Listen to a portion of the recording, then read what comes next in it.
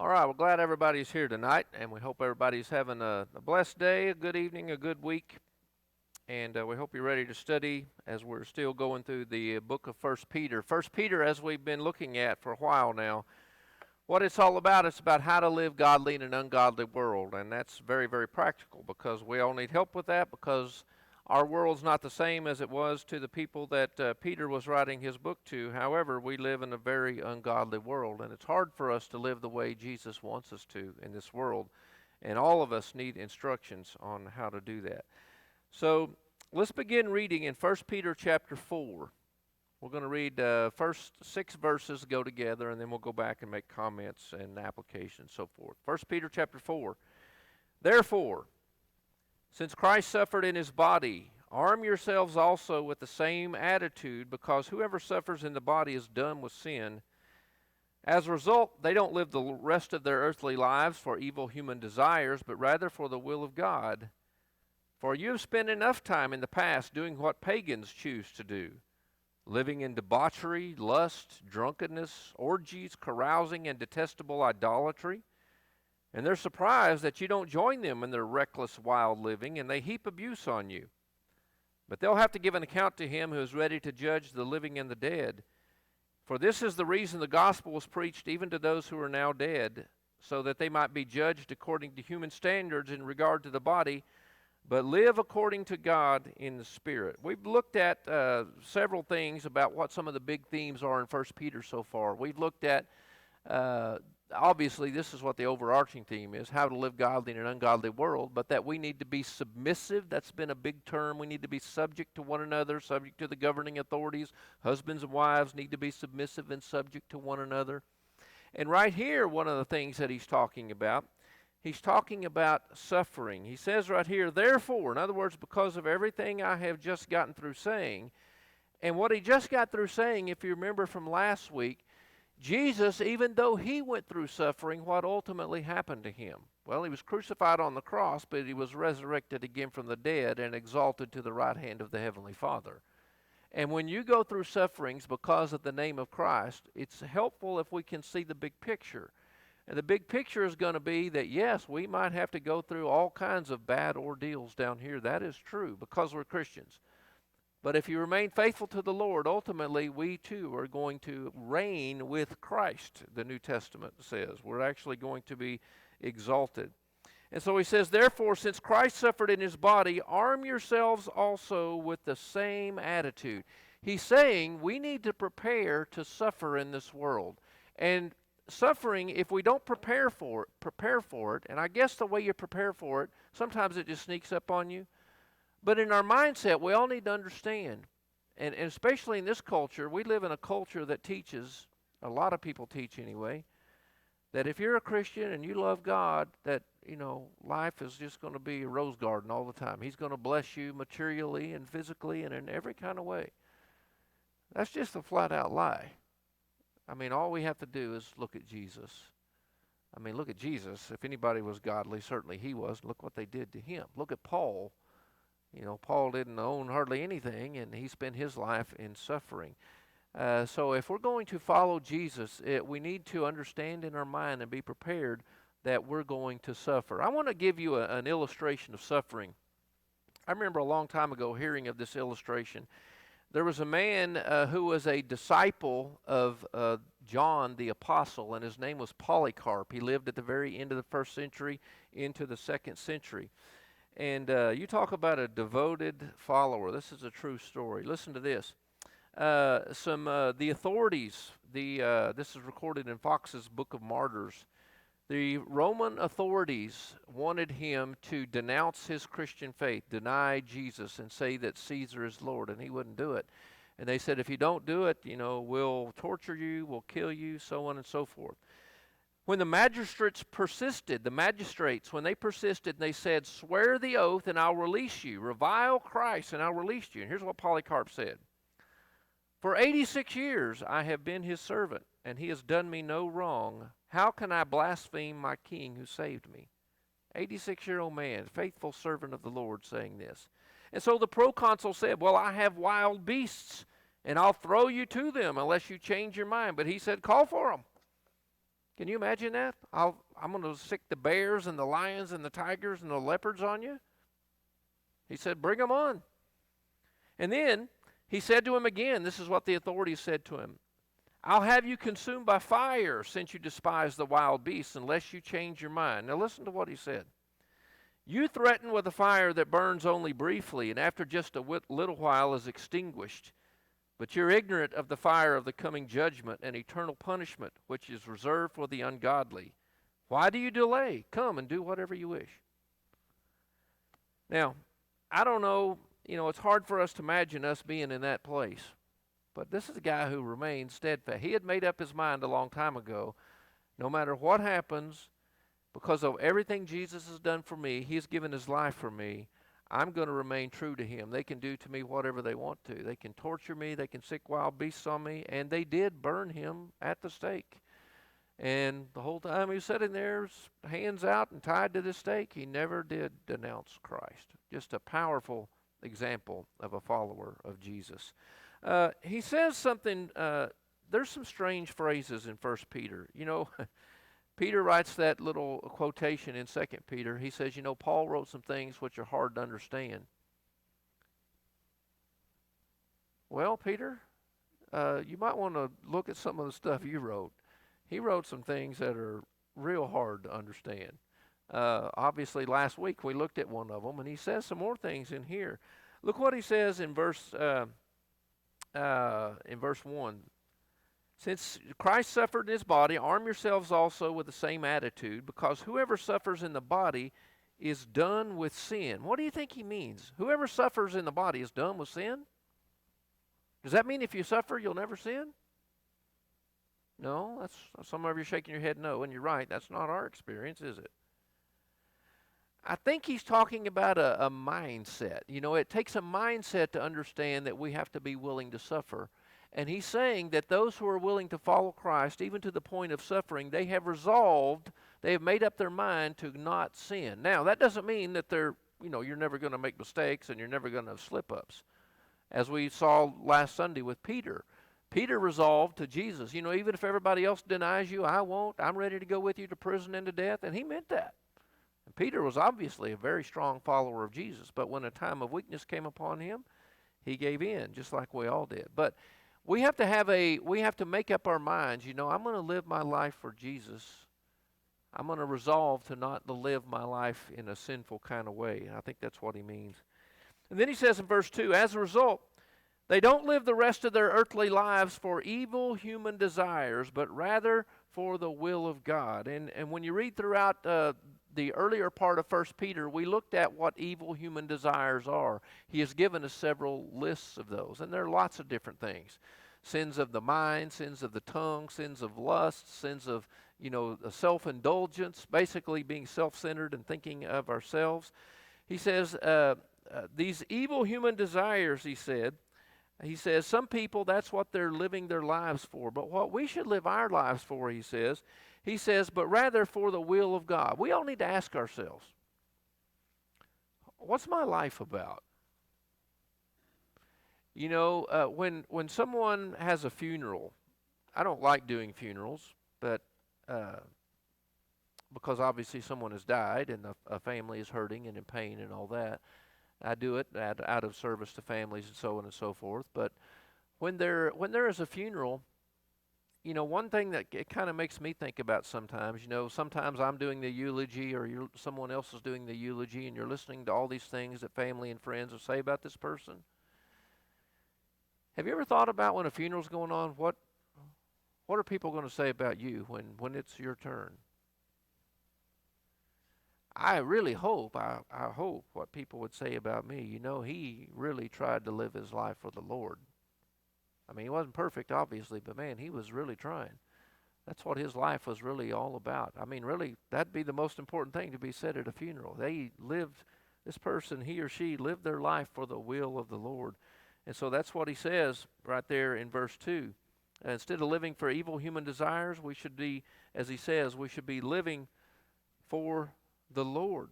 And then he says in verse 3, he says, because you've spent enough time in the past doing what pagans do, choosing to live, and he gives a little list here. This is not meant to be comprehensive. It's just just kind of illustrative of things that people get involved in. We're not to live lives of debauchery and lust and drunkenness and orgies and carousing and detestable idolatry. And then when he says in verse 3, he says, you've spent enough time doing that, what he means is enough. You know, as Christians, we should have our minds made up that that's not the way that we're going to live. And you know, this is really very practical because, as you know, unfortunately, there are a lot of Christians who haven't made up their mind. There are Christians who sit in this room every Sunday who are still kind of on the fence, who, honestly, if you're going to have a trial for them and evidence presented to whether or not you're a Christian or not, it'd be kind of hard to find some evidence sometimes. That's because they haven't really made up their mind. And they're influenced by the world very easily and by worldly things and worldly enticements. He said, you know, enough. We should have already made up our minds that, you know, the way we're going to live, what our life is all about, it's about we're living for the will of God. And then he says in verse 4, and they're surprised. These people are trying to get you, these pagans, ungodly people of the world who are trying to get you to do these things. They're surprised that you don't join them in their reckless, wild living, and they heap abuse on you, but they will have to give an account of him who is ready to judge the living and the dead. They're shocked that you won't join them in their partying lifestyle or in their lifestyle of whatever kind of ungodliness it is, and they heap abuse on you. Have y'all ever been made fun of by people who were trying to entice you to get you to do something, and they heaped abuse upon you because you wouldn't join in them with something? Has that ever happened to you? Okay, I think we need to stand up and do some jumping jacks for a minute. Okay, everybody stand up. We'll get the blood pumping and the blood flowing. I know how it is on Wednesday night. We're all tired. We worked, and you know everybody's tired. I think we've all experienced that to one degree or another. What we need to ask ourselves is, am I willing to allow people to unfriend me? And I don't mean on Facebook, but though that could be included. I mean, I've been unfriended on Facebook because I'm a Christian by family before, because I dared to. All I said was, I remember a niece of mine, you know, got on Facebook and saying, you know, if you believe God and if you don't believe in evolution and you believe in God and all those kind of things, you're an idiot and you're uneducated and all that. This is from a person who barely graduated from high school. And I said something real nice, but I just said, well, you know, I kind of take offense to that. And I said, plus you're just throwing under the bus a whole bunch of really smart people who've lived in the past who basically are the foundation of our society who believed in God. And I said, why don't you, and I gave her a couple of good books that would be good to read and study and think about, and she unfriended me. Oh, well. Are we willing to let that happen? Not just that, and that's really nothing. Unfriending you on Facebook, big deal. I didn't even know it for a while, you know. But are we willing to have abuse like Polycarp did, really, upon him? When we're around people, do we influence them or do they influence us? I found an interesting story in a book I was reading this week about Billy Graham. Now, I don't agree with all of Billy Graham's theology when he was alive. You know, most of it we'd probably be the same on, but there's a few differences, obviously, about how you become a Christian and some things like that I would disagree with him on. But I think we could all agree. Billy Graham was never involved in any scandals. He was a good, upright person who was a good example for the cause of Christ to many people around the world. No one could ever point out, well, you know, he was unfaithful here, he did that. Well, I found this story this week. It's in a book called The Holiness of God. It tells about a time when Billy Graham was invited to play golf with President Ford at the time, and also two PGA Tour professionals. And the book says this: after the round of golf was finished, one of the other pros came up to the golfer and asked, hey, what was it like playing with the president and with Billy Graham? And the professional golfer unleashed a torrent of cursing. And in a disgusted manner, he said, I don't need Billy Graham stuffing religion down my throat. And with that, he turned on his heel and he stormed off, heading for the practice tee. Well, his friend followed him, and his friend first said nothing. And he sat on the bench and watched, and after a few minutes the anger of the pro was spent, and he settled down, and his friend said quietly to him, "Well, I guess Billy was a little rough on you out there, trying to push religion on you." And the pro heaved an embarrassed sigh, and he said, "No, he didn't even mention religion. I just had a bad round."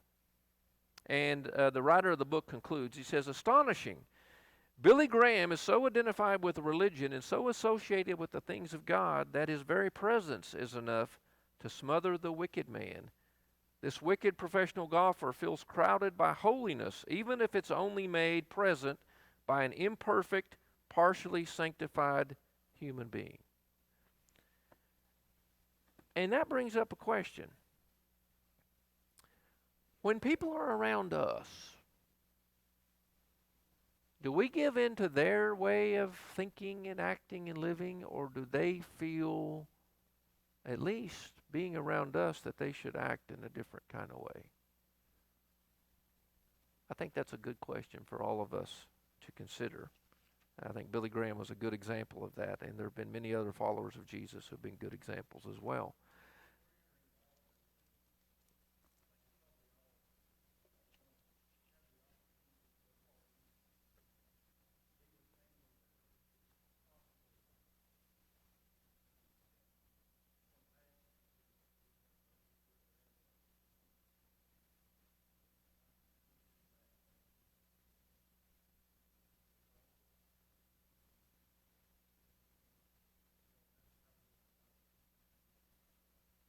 Right.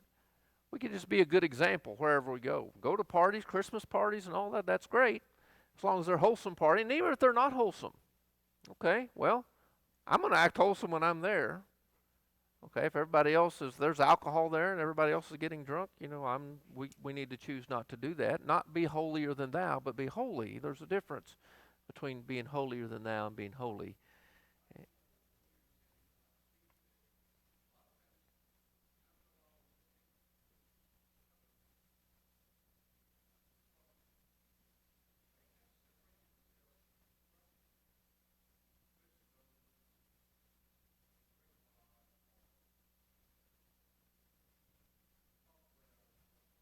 Right.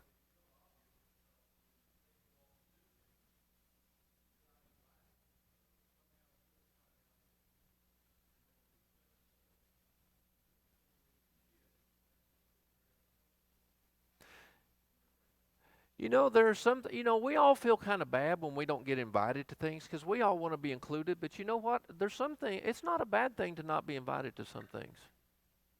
You know that?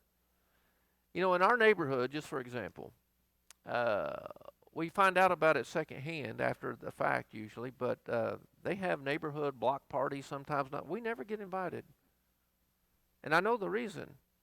We don't act holier than thou. We don't walk around in our neighborhood, telling people they're going to hell or we're better than them. Nothing like that. We're nice and kind to all our neighbors. But they know who we are, and they don't invite us to their parties. Well, that's not a bad thing, actually, because their parties include lots of alcohol and lots of profanity and that kind of thing, and they know there's no point in inviting them because that's not our cup of tea, and they know that. That's not a bad thing. If people are always inviting us and just thinking we're just like everybody else in those kind of settings, then we probably do really need to kind of take a long look in the mirror at kind of how we're acting. I'm not saying that we need to seclude ourselves totally from the world. I'm not saying that at all. We need to be in the world, but live in such a way that we're bringing Christ to the world. And that's a hard thing to do, but that's what we've been called to. Look what he says in verse 6. In verse 5, he says, they're going to have to give an account to him who's ready to judge the living and the dead. People who abuse you and mock you and cause you to suffer and all that, they're going to give an account to God. And then verse 6 is another one of these statements. Peter, I think you could have said this better, but I'll take a stab at what I think he means. He says, for this is the reason the gospel was preached, even to those who are now dead, so that they might be judged according to human standards in regard to the body, but live according to God in regard to the spirit. The early church it's obvious when you read the New Testament, they had a lot of questions regarding what happened to their family and friends who died and what was going to happen to them after the coming of Christ and that kind of thing. What Peter wants these first century Christians to know, he wants them to know that even though believers are judged in the flesh, in other words, what he means by that is they're judged in the flesh like all people are, meaning they die physically, because death is actually part of the curse of sin, right? From the book of Genesis. Death was not originally part of God's plan. Death came about when Adam and Eve didn't do what God said, when they decided to go off on their own and enhance their lives following the deception of Satan, you remember? Death was never God's plan. And so when he says they're going to be judged in the flesh, he means they're going to die physically like all people do. But they shouldn't ultimately worry, because ultimately they're going to have a future with God. They're going to live in the Spirit. One reason you should read other versions is because of a verse like this. And once again, I don't know if you have this app or not. I've told you about it before. But if you do not have the app called YouVersion, Y-O-U version, and the icon on your cell phone is a little brown Bible, it's free. You should download that. It has all, hundreds of different versions. And you can, just with a touch of a button, you can find any verse in the Bible you want to. Well, I pulled up 1 Peter chapter 4, verse 6. Listen to what the New Living Translation says. Here's what it says. That's why the good news was preached to those who are now dead. So although they were destined to die like all people, they now live forever with God in the Spirit. Doesn't that make it easier to understand? Now listen to what the Message translation says. That's just another translation. Also in verse 6. He says, listen to the message. It was preached to those believers who are now dead, and yet even though they died, just as all people must, they'll still get in on the life that God has given in Jesus Christ.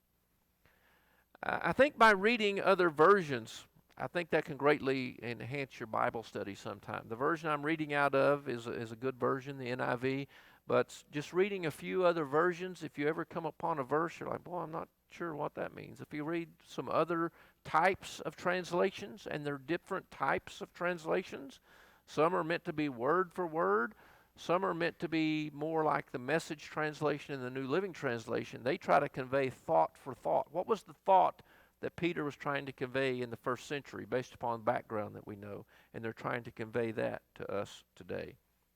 Anybody have any questions before we move on to the next verses? Okay. In verse 7 through 11, he says something in verse 7 that's pretty fascinating. He says, the end of all things is near. And since the end of all things is near and the time is short, he's going to tell us, since that is the case, there are some things we need to give our lives to. Let me ask you a question. Talking about the end of all things is near. Let's just say this could happen, actually. We all know. We don't know what's going to happen tomorrow. What if tomorrow you go to the doctor for your routine checkup or whatever, and they discover a bad illness, and they say, Mike or Clay or Lisa or whoever, Jesse, you have 2 weeks to live. What would that do to you?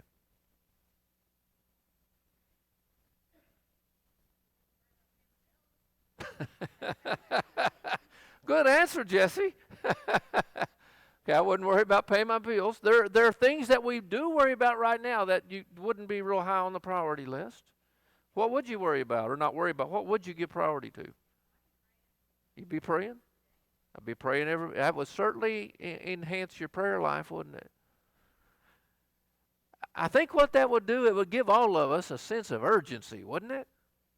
And also, I think a sense of simplicity. There would be all this stuff that we get all, bothered and worked up over now. If we knew I'm going to be in eternity here in 2 weeks, I would make life a lot simpler. It would just be about the things that really matter, right? It would be about people. It would be about my relationship with God. You probably spend every waking moment with your son and your husband, right? Yeah, I'm sure you would. I think it would really cause some clarity. And what Peter is saying, The end of all things is at hand. You know, one thing to think about, this, I have no idea when the end is going to happen, the second coming. But he is referring to the second coming, which the New Testament refers to often. But, it may be another 100 years before Jesus comes back, or 500, or it could be a week. I have no idea. And you can't tell by, looking at the weather either, contrary to popular opinion and politics and all that. But this is a fact.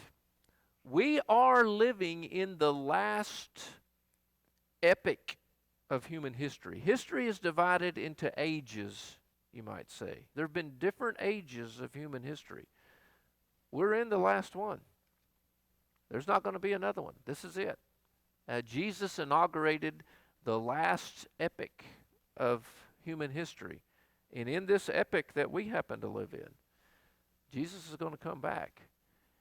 And he says, since the end of all things is near, what he's trying to get us to think about is this right here. In light of the truth that the end of all things is near, how should God's people live? That's what he's going to talk about after this.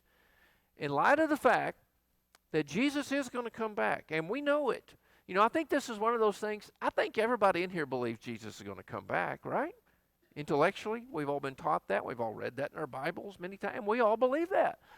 I certainly hope you believe that. If you don't, I would please talk to me afterwards. We'll set up a Bible study. We can talk. The New Testament is full of this language of Jesus' second coming. In light of the fact that Jesus is going to come back, he says there should be some things about us that we do in the way that we live. And so look what he says in verse 7. He says, so the end of all things is near, therefore be alert and of sober mind so that you might pray. He says, so the first thing we need to do is we need to be alert and of sober mind so that we might pray. What do you think he's saying here? Alert and of sober mind. What do you think he means? Okay, have your priorities in order. Be focused. What else? When you hear the word sober, be alert and sober, what does that make you think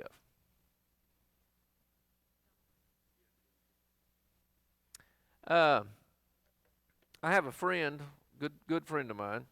When he was in college, he went to Texas Tech, and him and some friends went out one night, and they went in a bar, like a lot of college students do. And he's not a heavy drinker, but he did get drunk that night, and he was apparently said something or did something that he wasn't supposed to do, because when you're drunk, I've told you many times my mother was an alcoholic growing up. It completely alters your personality. When you're drunk, that's not really you. I mean, it just completely alters you. You're not your same self. But anyway, so my friend was in this bar, and he was drunk. And, it altered his personality. And so he said some inappropriate things to somebody or something. I think it was over a girl or something. Anyway, make a long story short, the guy he was saying it to, one punch, sucker punched him, knocked him out cold. Well, after that, he said, we were having a conversation about this many years later. He said, that made me realize I never want to be in that situation again. I never want to be so vulnerable by being drunk that I can't defend myself and I don't know what's going on around me. So I want to be sober. And of course here, he's not saying literally, though I think he's including it. Christians should not be drunks, as he mentioned that earlier, right? Because, as I learned from my mother, one thing, I had a good mom. Just because somebody is addicted to alcohol doesn't mean they're a bad person, by the way. My mother was not a bad person. She was addicted to something that was bigger than her, and since she didn't have the Holy Spirit in her to help her to overcome that, then it was kind of on her, and she wasn't able to do it until much later in her life when she finally did kick that habit. But he's saying, Christians need to be different, and we need to be alert. We need to be people who are different. We need to be people who have our wits about us. And instead of being vulnerable like a person who is drunk, we need to be people who are paying attention to our surroundings all the time, and we can help people. And he says specifically so that we can pray. so that we can, because our minds are alert and we can pray in a way that's effective. Ken, did you have a comment?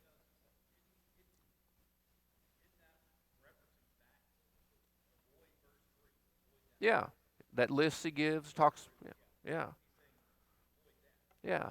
He gives that list in verse 3 of, here's what the pagans do. They do, one of those things is, drunkenness and lust and, all these things that he mentioned. Don't be like that. Christians are to be different. So, in light of the fact that we're living in, the end time, the time is near, he says, in light of that, we should be alert and sober-minded so that we should pray. And then look what he says in verse 8. He says in verse 8, he says, above all, love each other deeply because love covers a multitude of sins. Now, I do want to clear up something. He's not saying that the way we have forgiveness of sins is by loving people. That's not what he's saying. How do we have forgiveness of sins? Jesus. The only way people are saved is by the sacrifice of Jesus. Jesus' death, burial, and resurrection, and when we entrust our lives to that. That's how people have forgiveness of sins. But loving others is a big deal. Notice he says, above all. I'm sorry, I can't hear.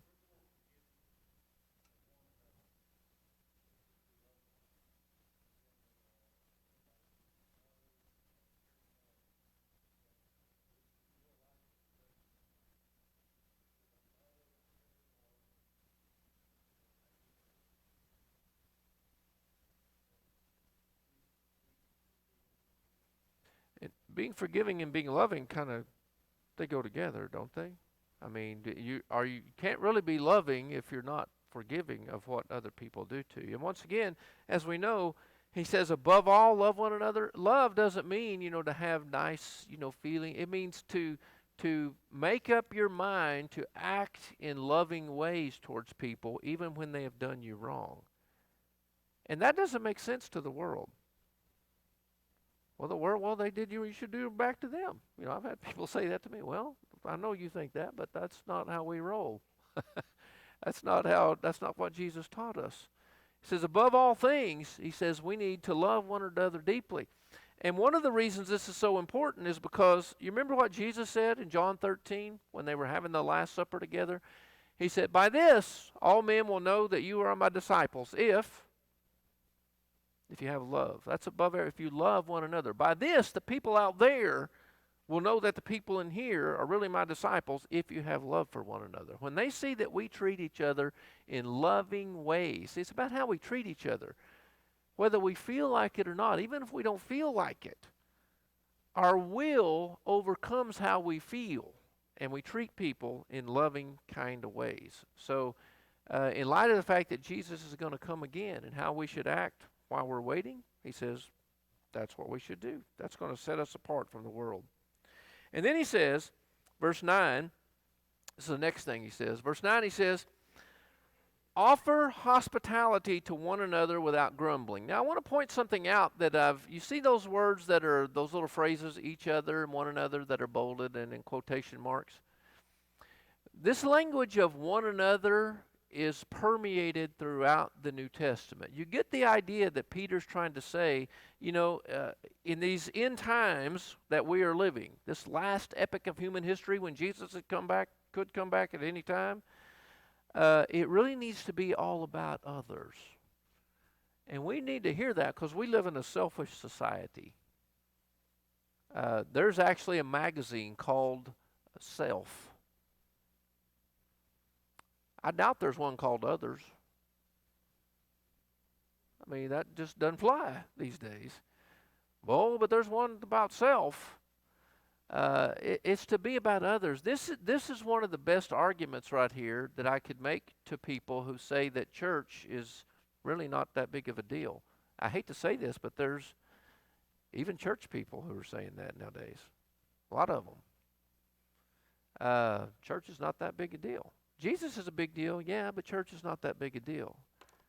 That's bothersome because that tells me you haven't read the New Testament, obviously, or you don't get it.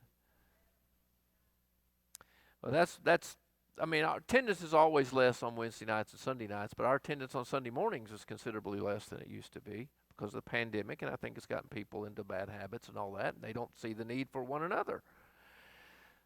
In the New Testament, there's so many things you can't do unless we're together with one another.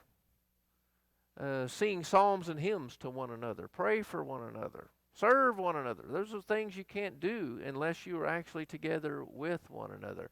But right here he says, one of the things we should be doing, he says, we should offer hospitality to one another, he says, without grumbling.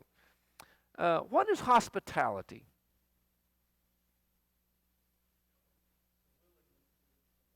Helping, willingness to do for somebody else. I'm sorry. Serving. The word literally means a love of strangers. You know, especially in the New Testament, their culture was very different. Now, you know, if you're traveling somewhere this week, let's say, you know, it's no big deal. We just stay at a hotel. And there are lots of nice hotels we can book online even before we go, or hotels nice ones we can stay at when we get to whatever destination we're going to. It wasn't like that in the first centuries. They really didn't have hotels. I mean, you know, I know you're going to say, well, what about the story of Jesus, you know, his birth, and, you know, there was no room for him in the inn. It's not the kind of inn you're thinking of. You know, the kind of place like Laura and I want to stay at is, you know, a pretty nice place. You know, it's 3.5 stars or something like that, and, you know, it's pretty nice. The kind of inn Jesus was at was, you know, just barely a very rudimentary kind of shelter, kind of out in the open, just a place for you to bed down in the hay and your animals to have a place. You wouldn't want to stay there. None of us would. So hospitality in that culture, what they did when they went into a city, they would go into the town square like we have right over here, and they would just, hopefully somebody was going to be there, and they would invite them to their house. It's the love of strangers.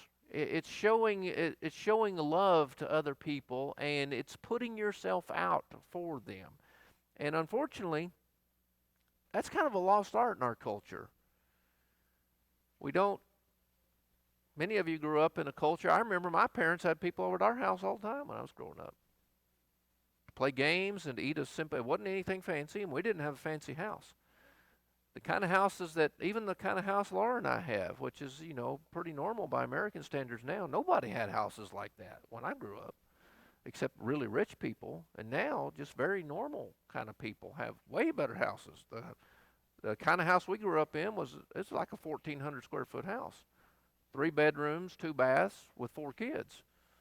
And our bedroom, going back and looking at it now, man, that thing was small. Little bitty, you know, bunk beds for me and my brother, little bitty closets, but we thought it was fine back then. And we had people over at our house all the time, even something like that. Well, we kind of lost that art. And so he says, you know, we need to have this love of strangers. We need to be willing to put ourselves out for others. And then he says, we need to do it, he says, without, where's the verse at? Yeah, without griping or without complaining. What do you think that means? Why do you think he says that? Need to do it without complaining. What's human nature?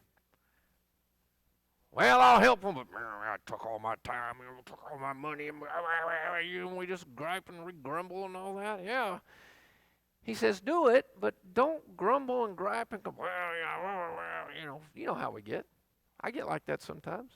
You probably get like that sometimes too. You talk about, I found this story that's, you talk about hospitality. Listen to this. This is a true story.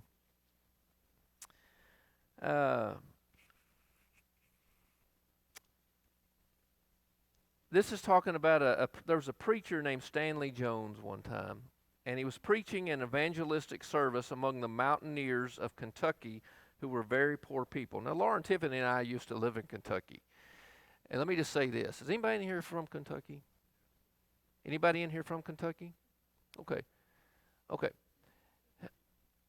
since there are no Kentuckians in here, I can say this. Now, we liked our time in Kentucky, and we liked the church. There's a good church and all that. But you know, there's stereotypes about Kentucky. There's a reason for that. They're still, yeah, they're there. We discovered that when we were there. But anyway, listen to this. Keep dropping my glasses. Listen to this. Anyway, this guy, Stanley Jones, he was preaching an evangelistic service among the mountaineers of Kentucky who were very, very poor people. He's talking about in eastern Kentucky in those areas. The meetings were held in a schoolhouse, and Dr. Jones recounts his experience with their hospitality in this way. Now, this is hospitality. Listen to this. At the schoolhouse, I was invited to stay with a man and his wife, and he said, great, I'll be more than happy. Thank you for having me over to your house. And he says, and when I arrived, I saw that there was only one bed. The husband said to the visiting preacher, you take the far side. And then he got in, and then his wife. And I turned my face to the wall as they dressed, and they stepped out of the room while I dressed. That was real hospitality. He said, I've slept in palaces, but the hospitality of that one-bedroom home is the most memorable and most appreciated in my experience. Now, I'm not saying that's the ideal circumstance, but these people, they only have one bed, and they're willing to hey, come stay with us. We'll give you a place to stay. And they thought nothing about it simply because of the very simple way that they were raised and grew up in. And here we are oftentimes, like my wife and I, we have a couple extra bedrooms, and I don't know if I want those people to come stay with me. You know how we are. I don't know if my house is clean enough, or I don't know if it's fancy enough, or we have good enough food, or whatever. And here these people are willing to put themselves out. I don't know about, 3 people and a stranger sleeping in bed with you and your wife, but the point is the hospitality, right? Okay, yes, Jesse.